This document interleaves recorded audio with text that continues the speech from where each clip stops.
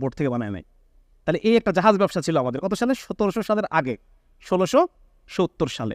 এবং উনি এটা বলতেছেন যে এখানকার কারিগরেরা বিশ্বের যে কোনো দেশের কারিগরের মোকাবেলা করার ক্ষমতা রাখে এবং ইংল্যান্ডের ব্যবসায়ীরা এখানকার ইঞ্জিনিয়ারদের কাছ থেকে জাহাজের ডিজাইন বানিয়ে নিত। তাহলে এইগুলো কোথায় গেল? আমাদের যে একটা বিশাল এই বাংলার মানুষের একটা বিশাল লিগেসি আমাদের ব্যবসার। এবং আরেকটা জিনিস হচ্ছে উইলিয়াম বোল্টস নামে একজন ভদ্রলোক, উনি মূলত ইংলিশ ইস্ট ইন্ডিয়া কোম্পানির একজন স্টাফ, কিন্তু ইস্ট ইন্ডিয়া কোম্পানির সাথে তার কিছু বিষয়ে বনিবনা হয় নাই, যার কারণে উনি ইস্ট ইন্ডিয়া কোম্পানির গোমরগুলো ফাঁস করতেছে পার্লামেন্টে, ব্রিটিশ পার্লামেন্টে। এবং ওইখানে উনি বলতেছেন যে বাংলা এবং তার উপর নির্ভরশীল অন্যান্য এলাকাগুলো, বাংলা এবং বাংলার উপর নির্ভরশীল অন্যান্য এলাকাগুলো, এটা হচ্ছে পুরোপুরি কমার্শিয়াল ল্যান্ড।